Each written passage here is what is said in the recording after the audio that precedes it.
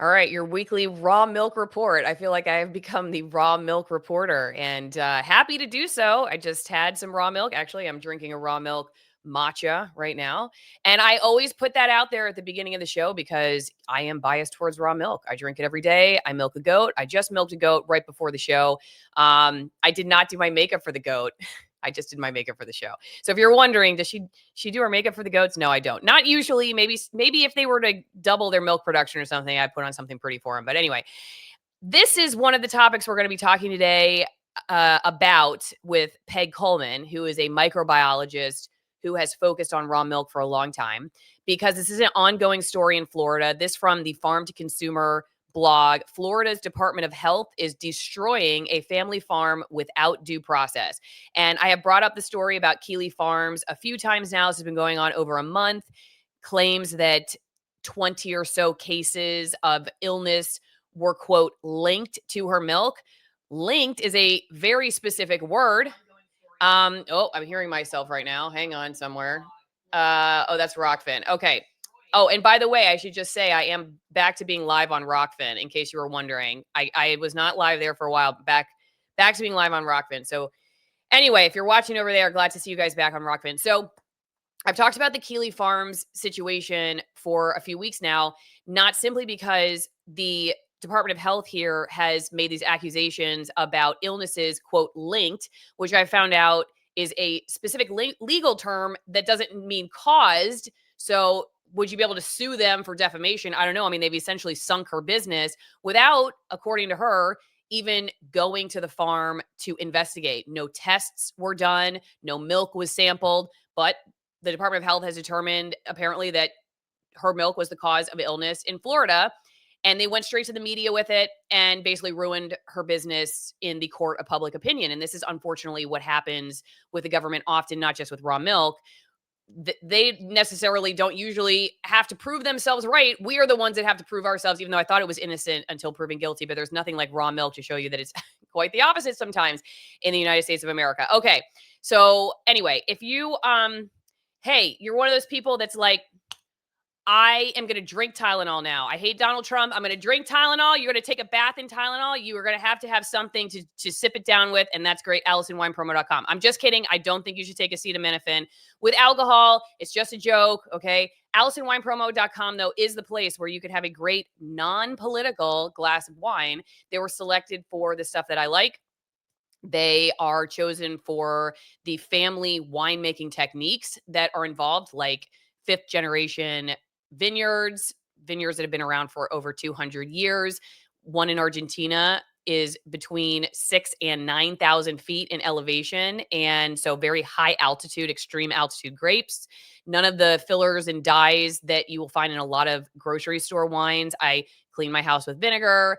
I drink raw milk. I don't want to drink wine that's got a lot of nasty chemicals in it. So Bonner Wine picked all of these wines for the stuff that I really like. So if you like that kind of thing, or you have friends that do, sign up for the wine club. You'll get 6 bottles of wine every 3 months. You'll never have to worry about a gift for a birthday. You'll already have it ready to go. And it's wine that supports a great cause, which is conversations on this show that we don't get to often hear elsewhere, due to either censorship or media bias. So thanks to Bonner Wine, ALISONWinePromo.com. Hope to see you guys over in the wine club.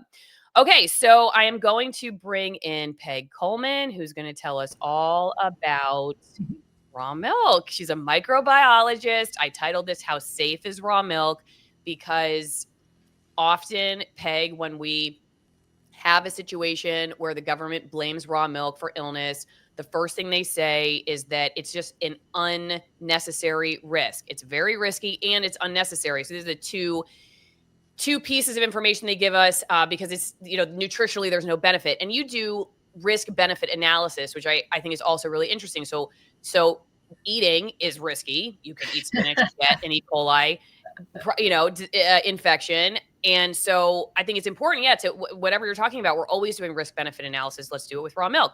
But first, let's start with, who are you?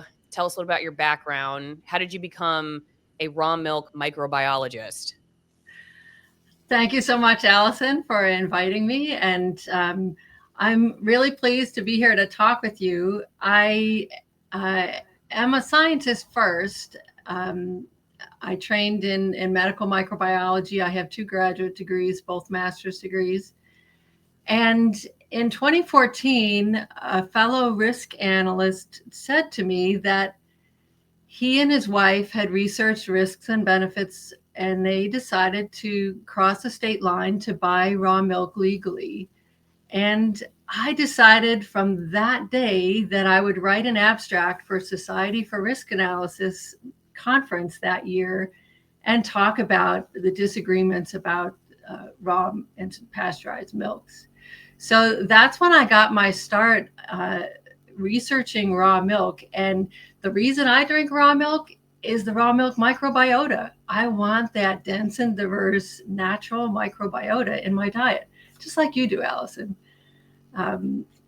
So that's what kind of brought me to the study. And I do have a series of journal papers that I publish, but I've also been working with a raw milk work group in trying to bring the information from the scientific literature to the public, because I think it's important when the information that's presented is so biased, it's misinformation or even misinformation with intent, which is disinformation. And people even now talk about weaponized disinformation.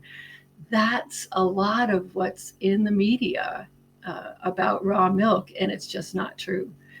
And the point that the claim that's often made is that raw milk is inherently dangerous. No, adulterated milk is inherently dangerous. And highly processed milk, I think, is more dangerous than raw milk, carefully produced. Okay, so tell me why. Let's stick with that. Why is it more risky to drink highly processed milk than it is to drink raw milk? So the huge burden of illness these days is not from infectious disease, it's from non-communicable disease. So all the allergies to milk and to other foods, the asthma, eczema, all kinds of these illnesses that are linked to highly processed foods, that's what's causing people pain and suffering.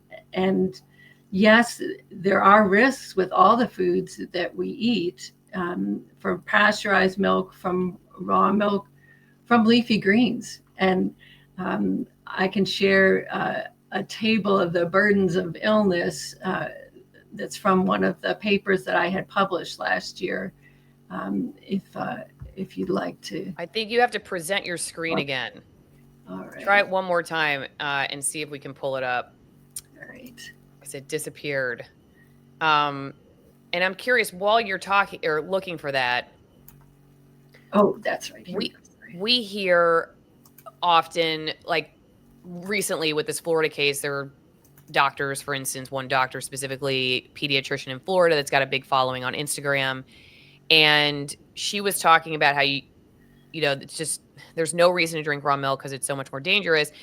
And some people commented, well, there were people that commented you should be charged with a crime if you're a parent and give your kid raw milk, which is a little unsettling. But in some of the other videos, there were comments about, well, hey, look, there are very few cases of raw milk illness. And then there would be a follow-up that said, yeah, but there are very few people who drink raw milk. So per capita, it's more dangerous in the short term. Like you're bringing up the long-term risks, which I totally agree with. And I think we don't think about this often when we're talking about illnesses related to nutrition. You go to the store and buy a Mountain Dew. Me personally, I think that's a risky choice. I would not drink Mountain Dew. But if you want to drink it, fine, because you don't think that's risky because you're not looking 10, 20 years down the pipeline. And you look at my choice of drinking raw milk and you think that's risky because you're looking in the short term. And so I'm curious, after you talk about this, in the short term, can we talk about that too? Not just, what are the long-term consequences of drinking highly processed milk, but, let's talk short term too. So what are we looking at here? So I switched slides now. We're looking at weekly retail sales from California Raw Milk Farm. And so we're looking from 2019 to 2024. And what would you say? Are raw milk sales increasing? Yes. Yes, decidedly so. And this was even in the period of the avian influenza H5N1 fear mongering. So the warnings not to drink raw milk were ignored, and people drank raw milk even more. So we're looking at about 300,000 um, um, weekly. That's $300,000 a week people were spending in California to get real milk, raw milk with its natural microbiota, despite warnings that it was inherently dangerous. How is this data accumulated? So this actually was shared with me by the largest raw milk farm in California and probably in the world. So Okay. Mark McAfee and his son Aaron run this farm, and this is data that they had shared with me. The slide that I had And they're the started. Raw Milk Institute, am I right? Yeah, Mark founded the Raw Milk Institute. And so their mission is to train farmers to produce raw milk that's um, that's hygienic, that's safe, that's carefully produced. I think that's, oops, that's important. Sorry, okay. Right. I mean, I think that you bring up a good point. When we're talking about food, generally speaking, I'm all about knowing where you're getting it from and knowing your farmer, not simply just for food safety reasons, just because I think it's a better way to buy your food. I think building a relationship with the person who produces your food and seeing where it comes from is highly valuable from an information standpoint, from a relationship standpoint, an economic standpoint. But I would never just say, blindly go after any number of products just because they're awesome no matter how produced. That would be totally unscientific. That would be like the opposite side saying raw milk is always dangerous. Would be saying it's always safe. I mean, of course, the way that something is produced is going to affect the nutritional content of it and the health of it. So, absolutely support people doing their due diligence. And making sure that you know what you're getting into. And not because I think it's risky or anything, just because I just think it's the best way to buy your food and eat your food. I think it's valuable. So you talked about carefully produced food. So this row of this table shows you monitoring results for different pathogens for raw milk produced for direct human consumption that is safely produced. You can see that the rates of positives for these pathogens are very low, less than 1%. So for listeria, which is a pathogen we might talk more about, only 40 positives over almost 10,000 servings. And you look at the pre-pasteurized milk in the commingled silos, this milk is not produced with the same quality processes, and they're 50% contaminated. And that's from an FDA paper, Williams et al. 2023. So there is a difference between. What you're saying is that the raw milk.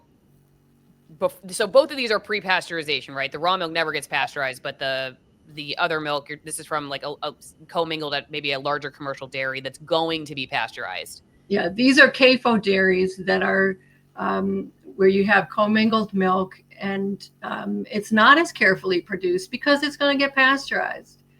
Right. And so the processes between these two milks are very different. And so that's why I think the risk is different. It's very unlikely that you're going to get a pathogen in raw milk. And then if you do get a pathogen, you also get a larger dose of the beneficial microbiota in milks that outcompetes the growth of the pathogen. So you're very unlikely to get ill. It does happen, mistakes are made, but that's one of the reasons that I drink raw milk as a microbiologist. You might think that's weird, but I choose it because of the microbes and because of the wonderful taste of a whole natural food that's unprocessed. Okay, so just making sure I see this.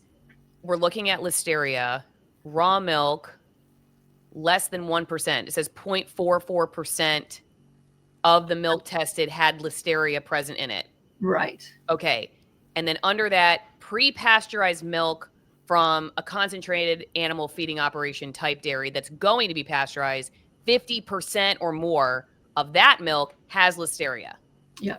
And so for all of the pathogens, there are higher levels of prevalence of those pathogens. They're detected more often in the pre-pasteurized milk. And that's because the processes are different. When you're preparing raw milk for direct human consumption, you have to take more care. And that's shown in the monitoring results that are collected. New York State is one of those that feeds data into this. This is also from a published paper with Cornell Emeritus Professor Rodney Dietert. I'll give him a shout out.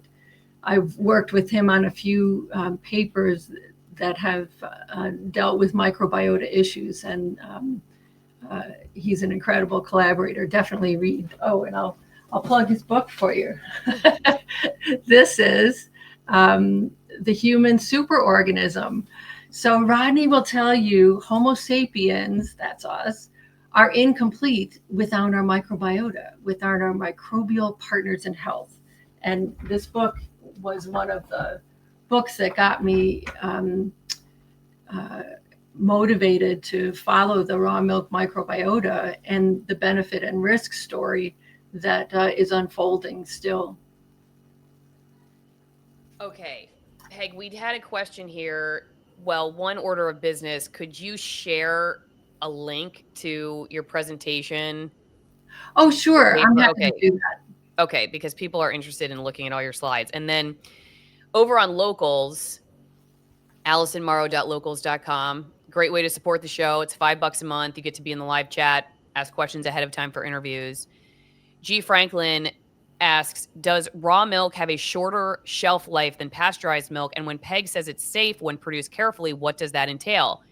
And I wanted to take the second question first, if that's okay, because I did have a question the last time I did a live stream about raw milk from someone who said their adult child was arguing with them that, raw milk has to inherently be dirty because cows are nasty. I mean, they lay in their poop. How could you possibly have a safe product? And she said she had a hard time arguing about that. Now, I'll say, like, I have been to some large dairies, like you said, where I would say I'm surprised it was only 50% listeria in the milk because the cows are legitimately disgusting. They lay in their feces like there's nowhere else for them to go.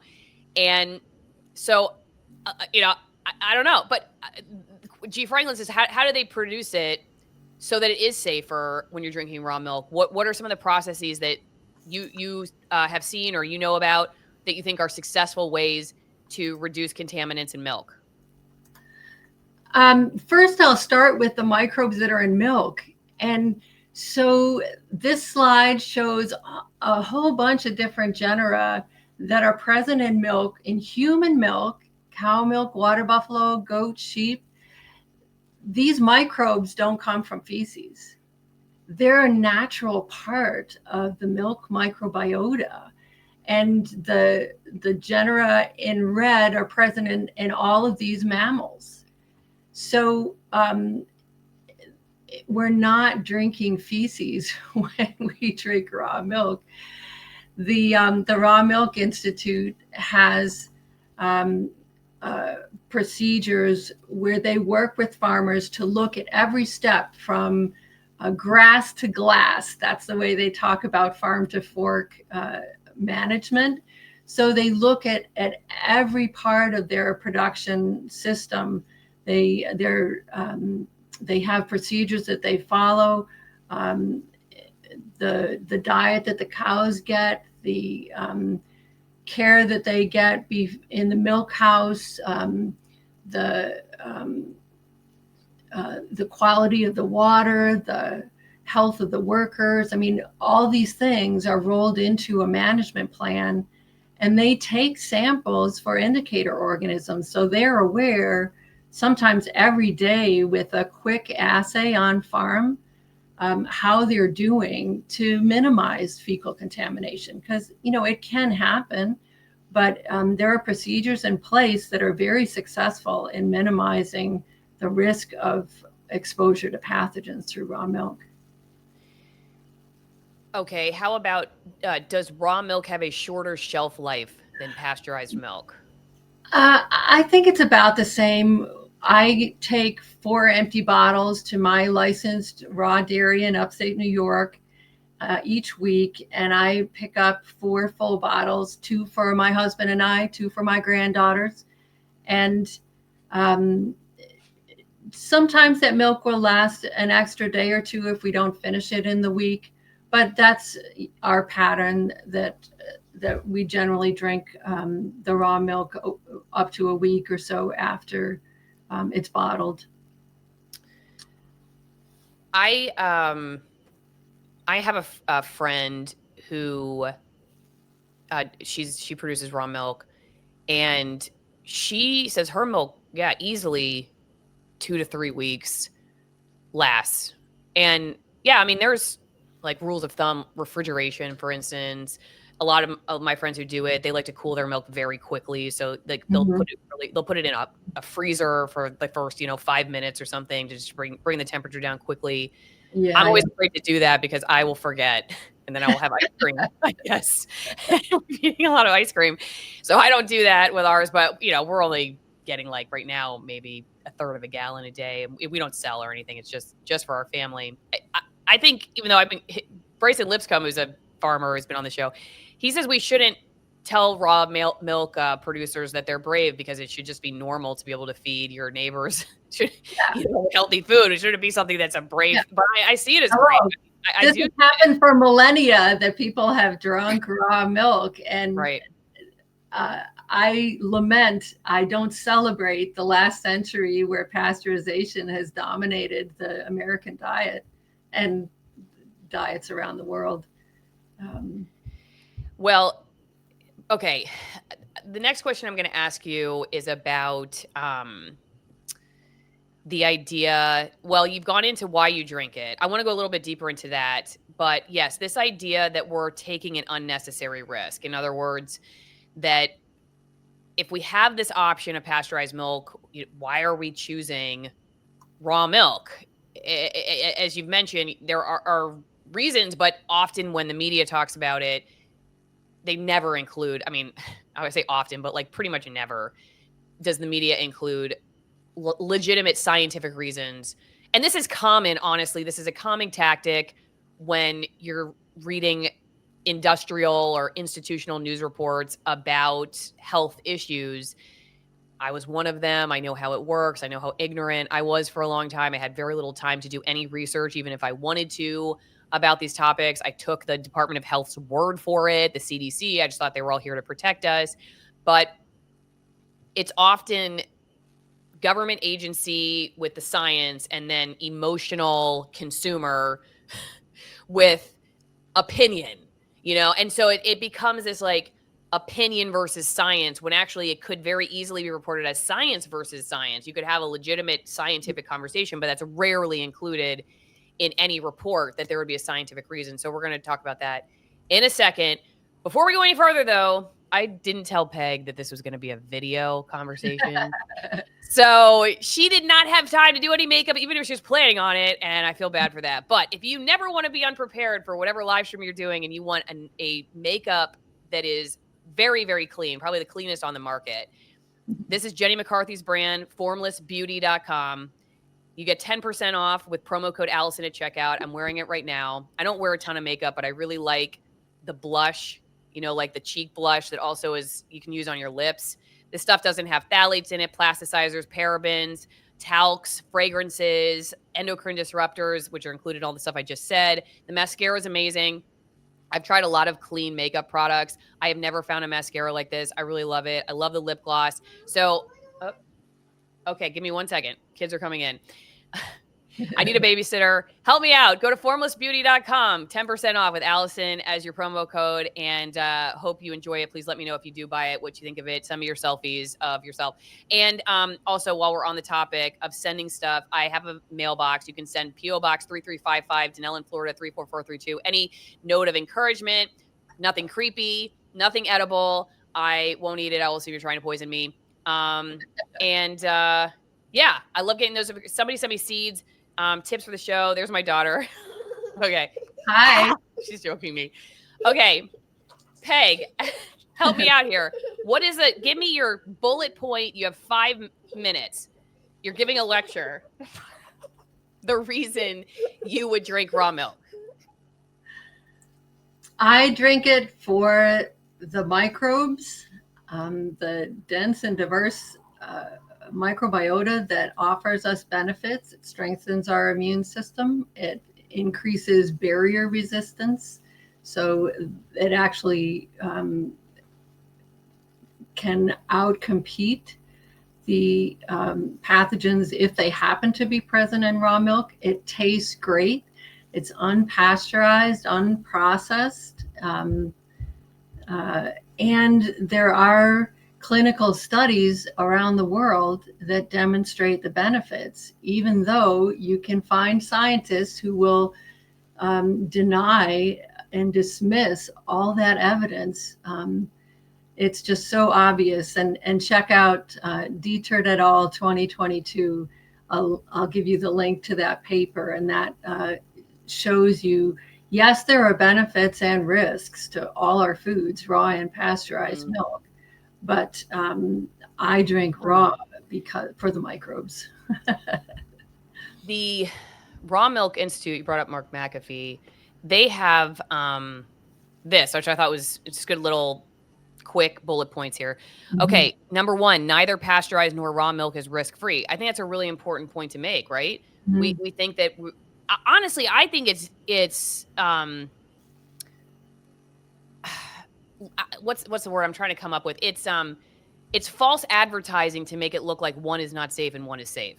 Right. With pasteurized milk, that's often, I mean, they're not doing the public any favors by just saying, wave off on caring about if pasteurized milk has risks. I'll point out that statement that raw milk is inherently dangerous. That's a risk perception. That's not based on scientific evidence.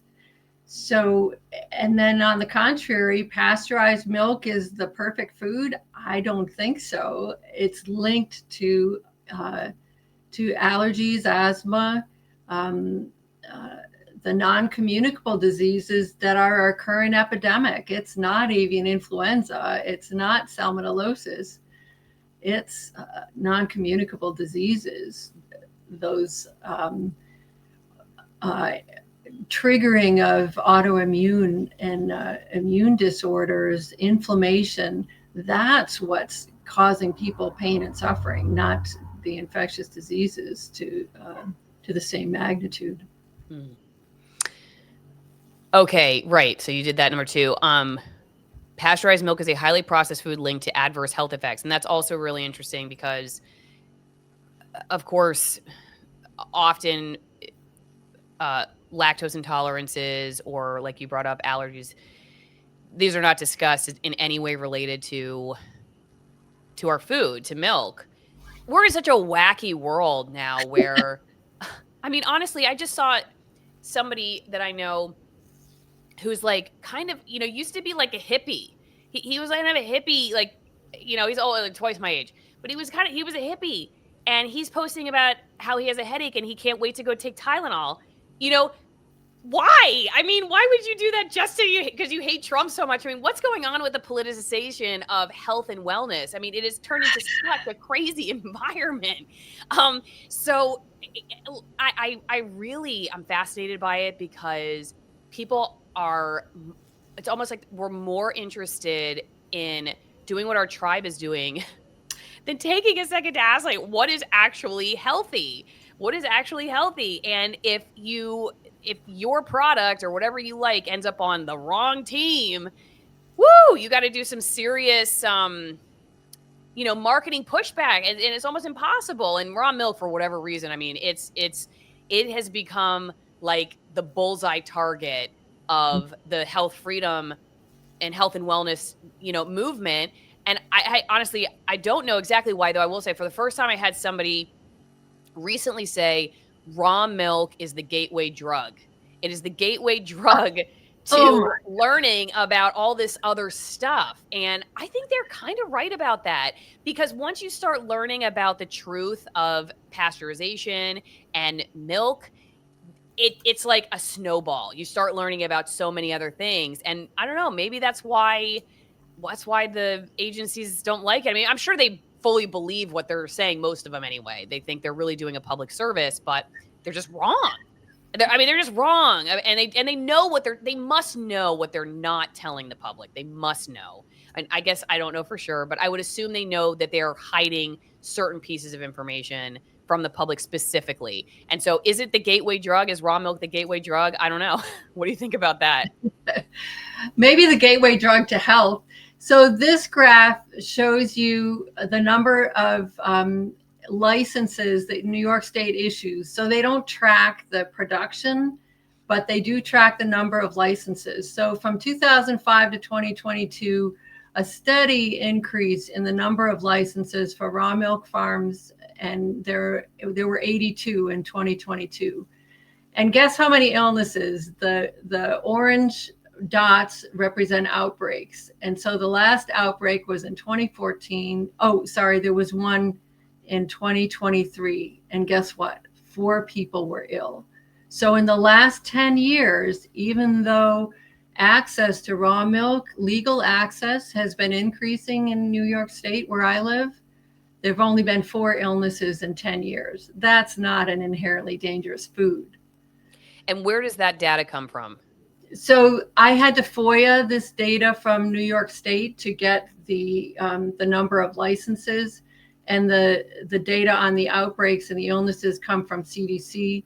And a lot of the slides in the slide set you'll see afterwards are from a paper that was published last year in the Journal of Epidemiology and Global Health, and that's Stevenson et al. So you can actually look at an analysis of the data, not just for raw and pasteurized milk, but also the context with other foods, which I think is really important. Yes, that was going to be my next question. Do you have anything that shows, say, how many people got sick from eating spinach last year, or strawberries, or baby formula? I remember that was recalled a few years ago.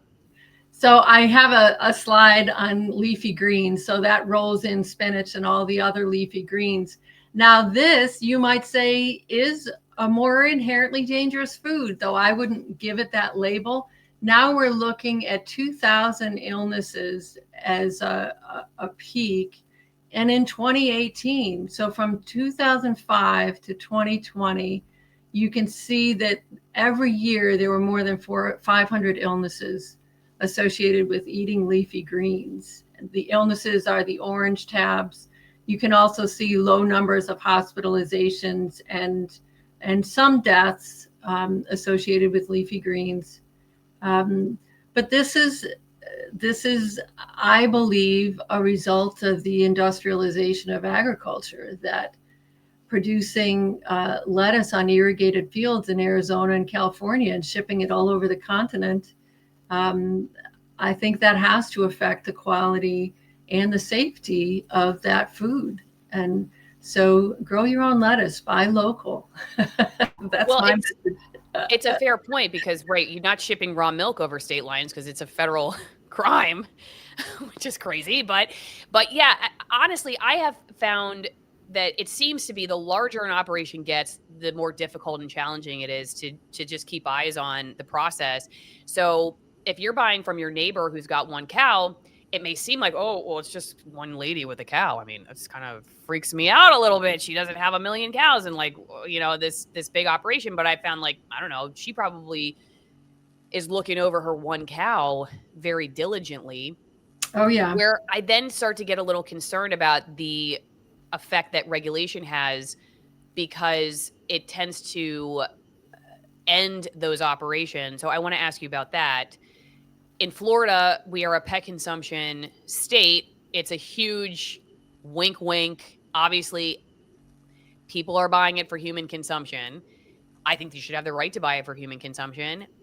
What some people want in Florida is for it to then be legally sold for human consumption. But in Washington state, where I used to live, it is legal for human consumption. But the average neighbor who's got one cow cannot abide by all of the regulations required by Washington state. So that person is now in a black market situation, just like the pet consumption lady. What's the answer to that? Well, I like the strategy that the Raw Milk Institute offers. They train farmers of all sizes, small farmers to bigger operations.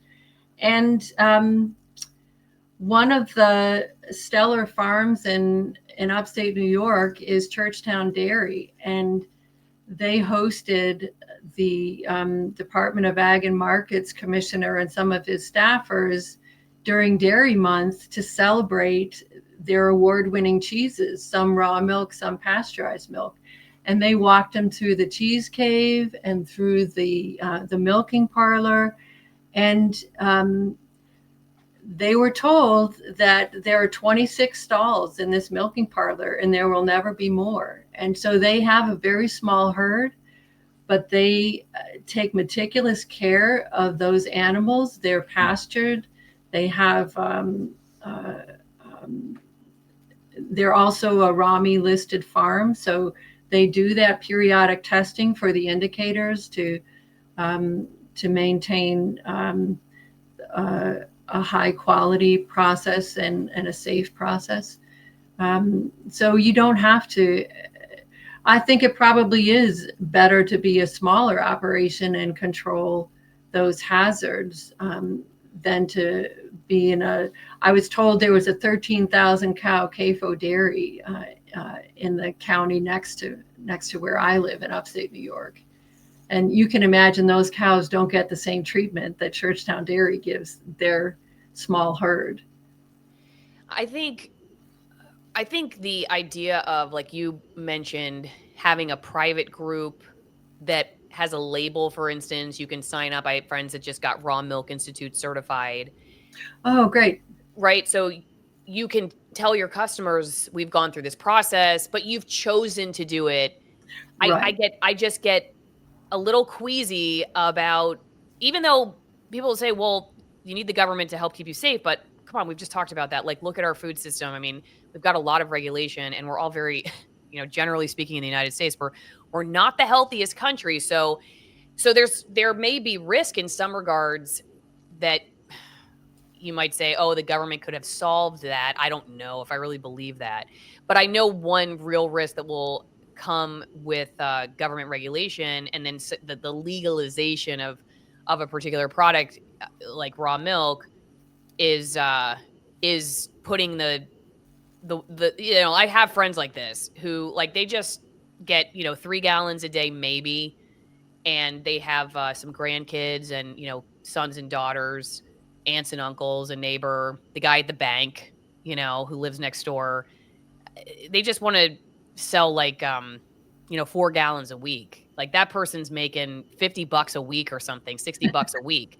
They're not going to be able to put in the infrastructure required, because it's stuff usually like you have to have a roof, you have to have hot water. Yeah, like you have to do, there has to be certain kinds of equipment. Yeah, you can't hand milk.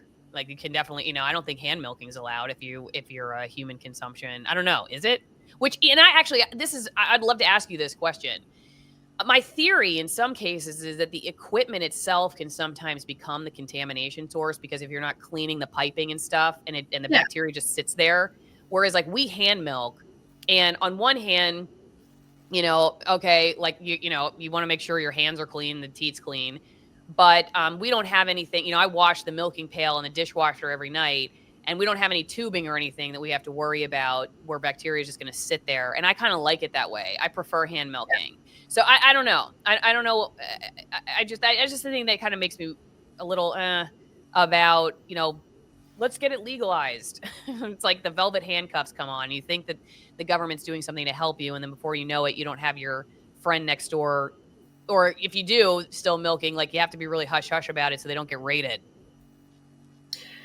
Yeah, I think that the the the politics and culture both are working against small farmers. And I went to a New York State Association for Food Protection meeting this month, and I brought a poster with me that is called Integration of Science and Culture. And so when you hear the risk perception that raw milk is inherently dangerous, that's mostly culture talking. That's not coming from scientific evidence. That's not a hypothesis you can prove. And I think as we understand more about communication and misinformation, we'll recognize when we see it. So if you see somebody make that claim that raw milk is inherently dangerous, do they give a reference? Probably not.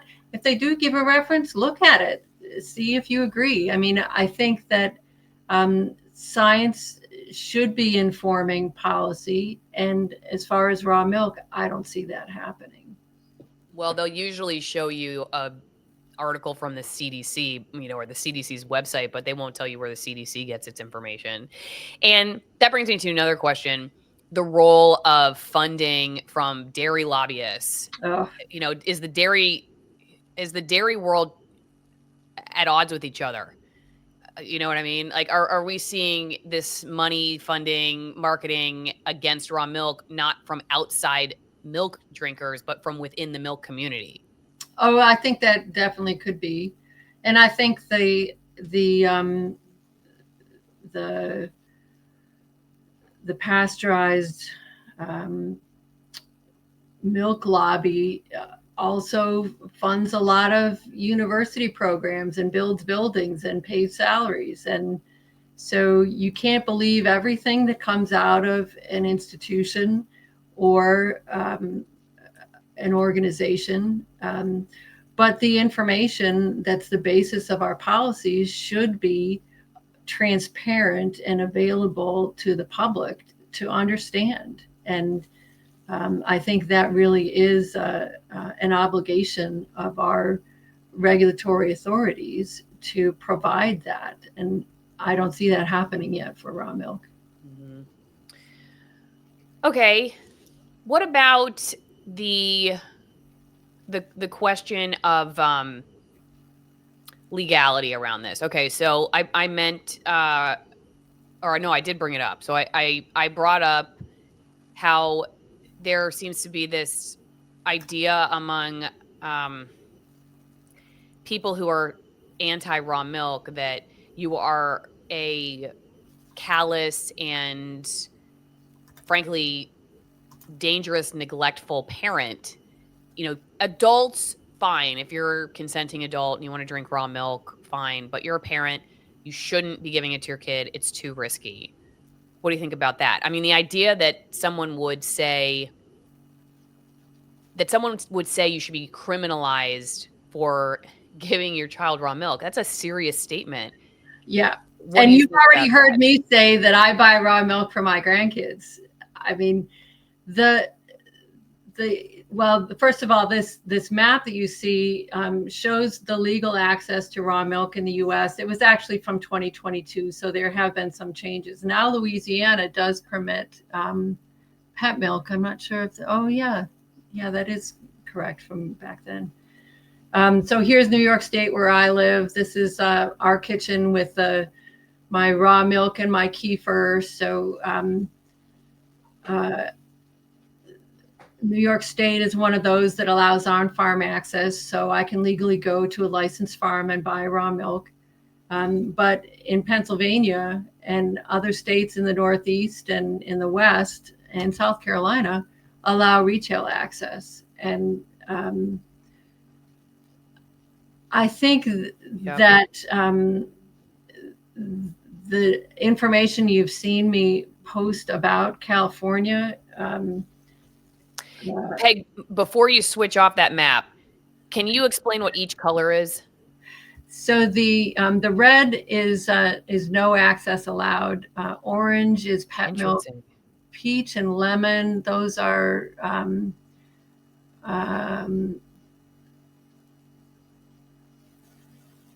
oh, that's also a pet milk, I think. And then yellow is no law on herd shares. So in Virginia, Kentucky, Indiana, you might be able to get a herd share connection to get your raw milk legally. The greens are herd shares legal, so there's a law permitting herd shares. And then the light blue or cyan is the on-farm access, and the deeper blue is retail sales. Fascinating that Nevada allows no sale of raw milk. And they actually have laws on the books that could permit it, but they essentially restrict. They have such tough restrictions that nobody does it. I think that's so that's hard for me to believe. No one in Nevada drinks raw milk. Yeah, I think. Yeah, I don't think that's exactly true.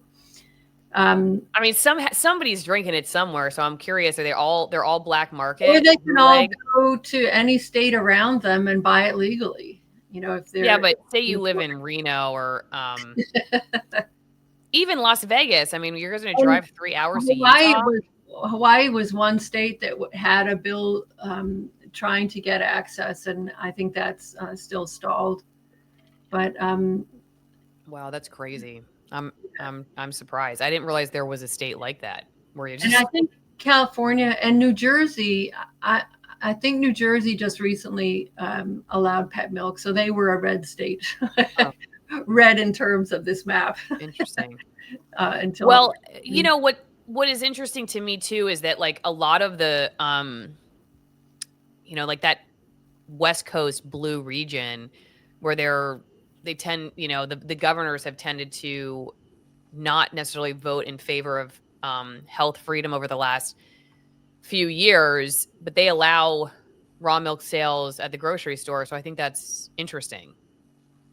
And this graph shows you the number of outbreaks by state. And so now you get a sense that, yes, some of the states that have retail access have more outbreaks, but and Pennsylvania is a puzzlement because that's they've had the most number of outbreaks and illnesses as well. But look at all the ones and zeros across this map.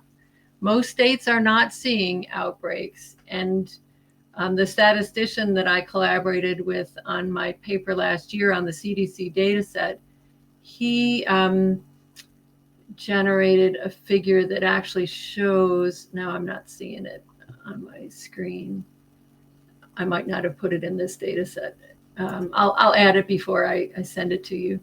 But just so you get a sense of the 7 outbreaks in California. And again, this is 2005 to 2020. That's 16 years. That's a very small number of outbreaks. This is what went on in California in terms of the rates of annual illness per 100,000 servings.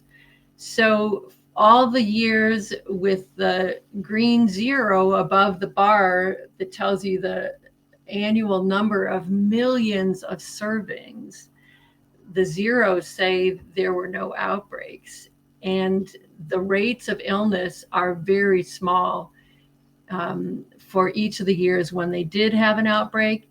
And this number is quite suspect, but we could reserve a follow-up on that one.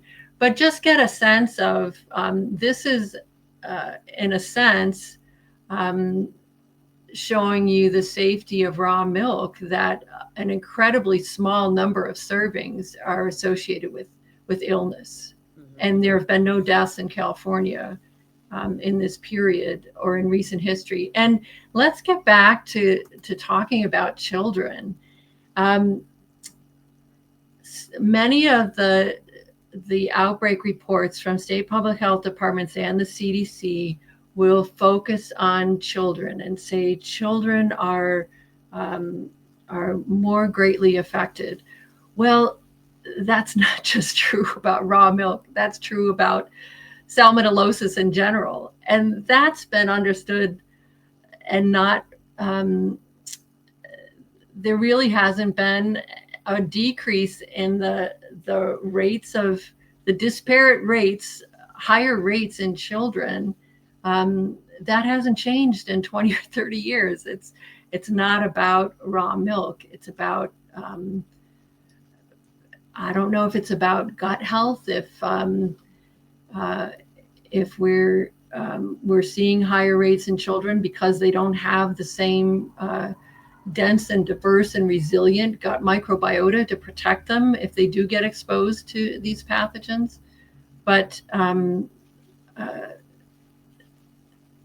I think children need more microbes. They don't need they don't need less microbes, and they don't need highly processed foods. I can tell you that for sure. Yeah, I mean, if all I had was access to ultra pasteurized homogenized milk, I would just not give my kids milk. I would just give them water. Just because I just don't, yeah, I just don't think it's not, it doesn't have the health benefits that I want, and I think it can be inflammatory for the gut. I just would not do milk. Um Anyway, okay, I'm going to address a question. Somebody is following up question about the sanitation practices for raw milk.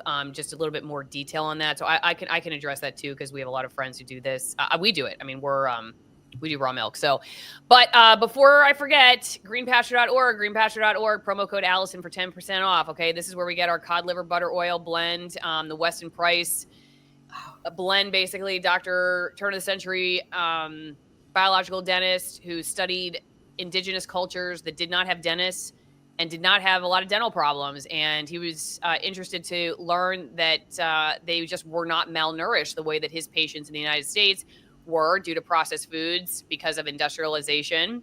And so, the sacred foods basically that he saw were like these organ meats from fish, other animals, and then high concentrated vitamin D butter oil. So this is mixed together in the fermented cod liver oil concentrated butter oil blend at greenpasture.org.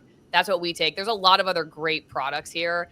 Like, for instance, they have a natural, chest rub, muscle rub that's got, eucalyptus in it, skate oil.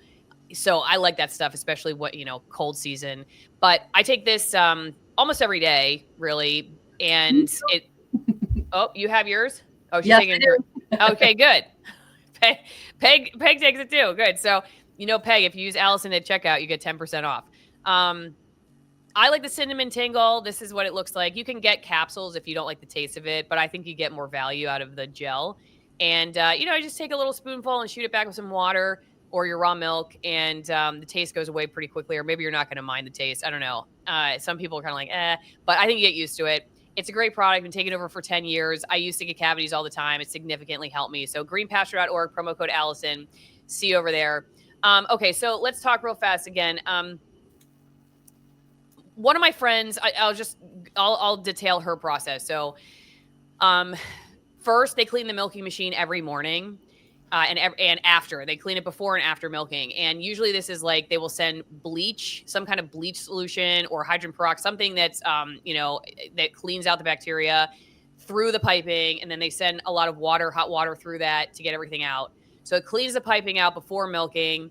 And then they clean the udders, usually with a wipe. If I don't know, most of these cows are on grass.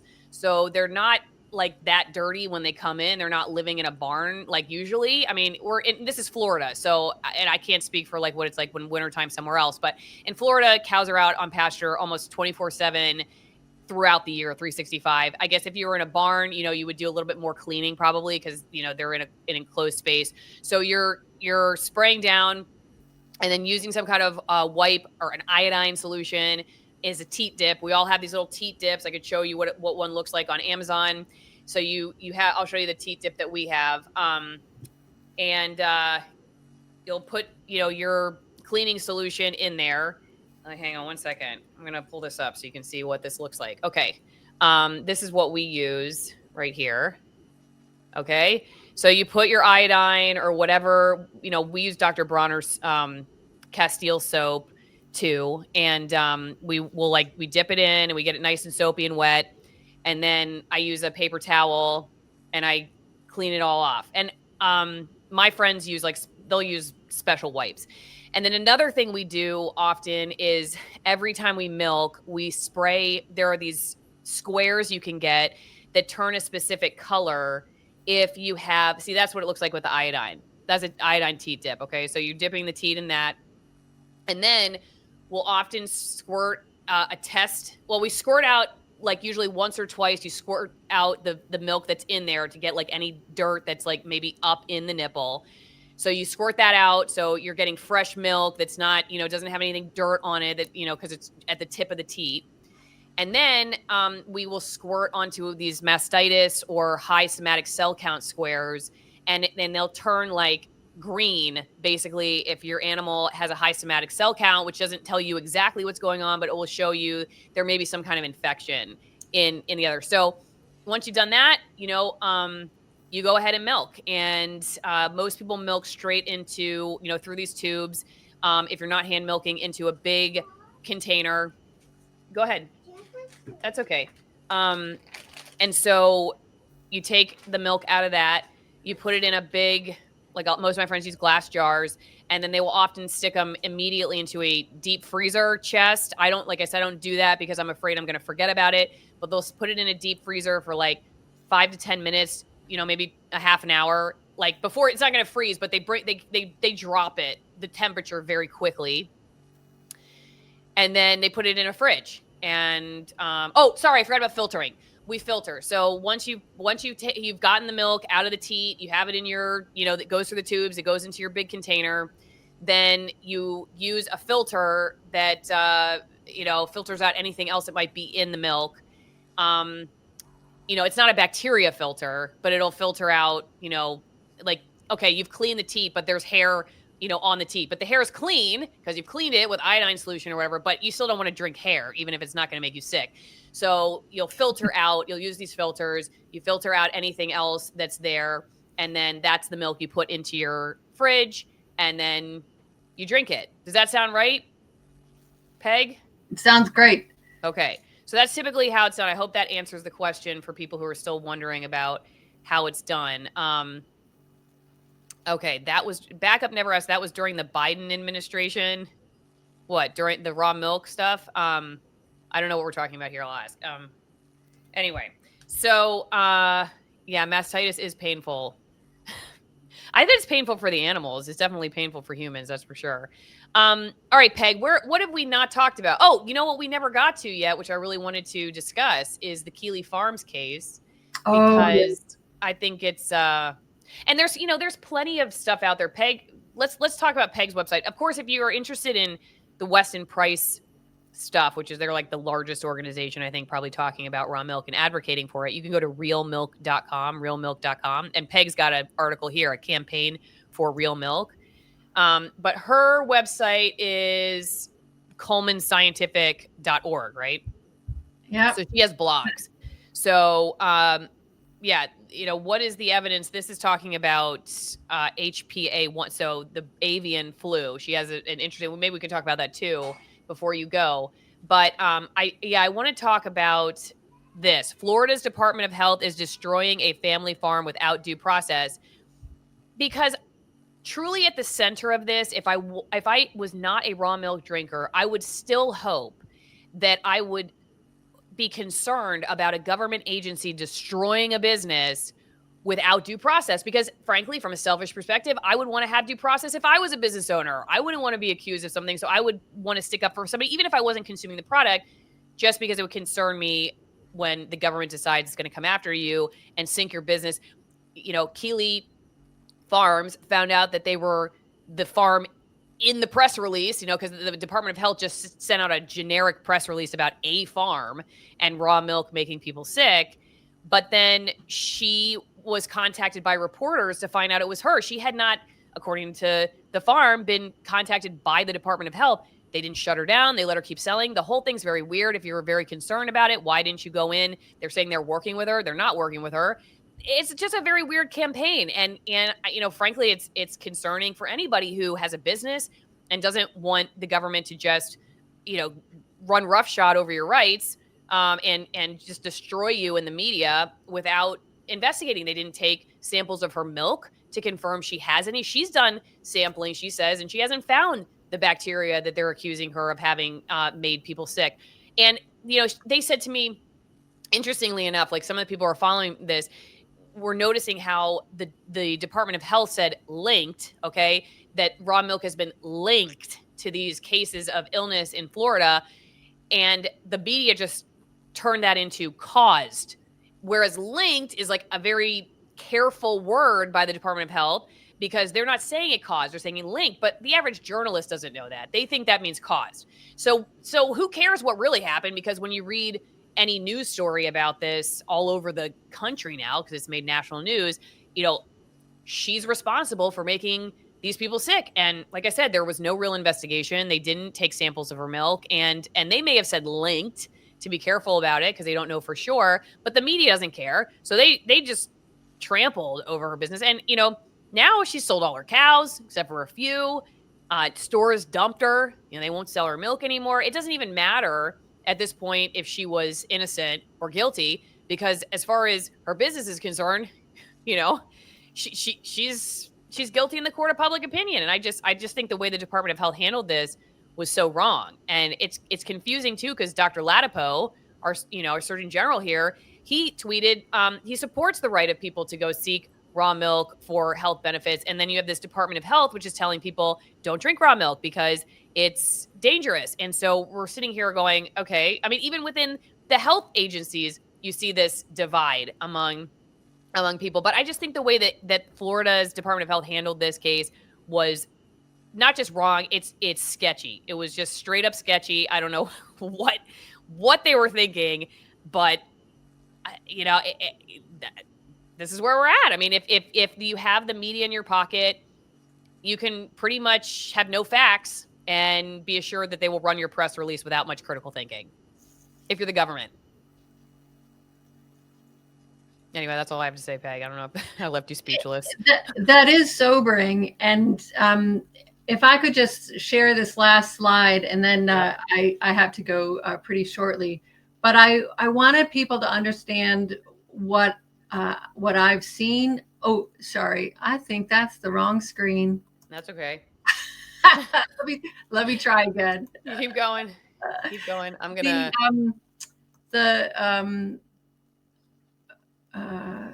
Let's see. Hang on, I'm bringing up. Sorry, everybody. We're looking for. Yeah. Okay. That's the one. Sorry. You got it. So, I actually got a call from Farm to Consumer Legal Defense Fund to take a look at this, and there is a court case against her, but no investigation from the state. So it seems the mother didn't drink raw milk. The father and the toddler did. The claim is that 21 cases, including the mother, were associated, and the pathogens that they allege have not even been linked to miscarriage and stillbirth. And the pathogen that has been linked more with pasteurized products than with raw. So here's premature delivery, miscarriage, fetal death from pasteurized dairy. So this whole situation is not based on science at all. And I find it very troubling that there isn't due process for farmers, and that, she may not recover from this this campaign against her. Yeah, it certainly is no justice or due process that I can see. Well, maybe we stay on it and we'll figure out what's really going on behind the scenes. And I don't know. I mean, on one hand, I know that there's some people who have shown up to support her because they see this injustice and like, okay, I'm going to go buy my milk from her just because she's being unfairly treated by the government. So I don't know. I mean, maybe, eventually the customer base will come back, but it won't be that random person who Googles raw milk Florida and then sees, oh, yeah, I'm not going to go there. I mean, that person that doesn't get how this works, they're totally freaked out whenever they see any any news article like this. I mean, you Yeah. and me, we would look at it and go, okay. Peg, What's one last the quick rest of the story? That's what yeah. I try to What's fill the in rest on of the the plot. story? Where's Exactly. the rest of the story? Yeah. Right. Okay, one last other quick question I want to clear up since I never get to talk to microbiologists about this stuff. Um, one theory I have come across is that uh, it's the same thing with say cleaning with a chemical like Clorox, those Clorox wipes versus vinegar, hydrogen peroxide. Same with ultra pasteurization versus raw milk. That you make an environment that benefits more dangerous or Mhm. uh, right illness producing bacteria because you've killed off the probiotic bacteria, so you've created conditions that actually make it more likely for illness down the road. So is that the case with pasteurized milk, that you would change the balance of bacteria such that you Oh, would yeah. okay, so that you would create an environment that actually would be more receptive to dangerous bacteria? So one of the slides in the slide set will show you a graph from a paper where we actually did the experiment of inoculating raw milk from Mark and Aaron McAfee's dairy with the 4 pathogens, putting it in the refrigerator at 4.4 degrees C and watching over time. And the milk microbiota suppressed the growth of all those pathogens in that first week. And that's important because if the pathogen is not growing, it's unlikely to be able to get to high enough numbers to make people sick. And pasteurized milk, as you increase the temperature that you're heating the milk, you increase the rate of the Listeria pathogen. So without the microbial competitors, Listeria grows at faster rates in the milk heated to higher temperatures. Peg, is there anything I did not ask you that you'd like to say before you go? I think that it's been fun talking with you, and we'll talk again. Awesome. Okay, don't forget, you can go to ColemanScientific.org. Let's see if I can add it to my stage here. ColemanScientific.org. Check out all of Peg's research. She's going to come back on for some more stuff in a few weeks, so we'll see her again. Peg, thank you very much. Thanks everybody who supports the show. Thanks for watching wherever you're watching. We'll see you next time.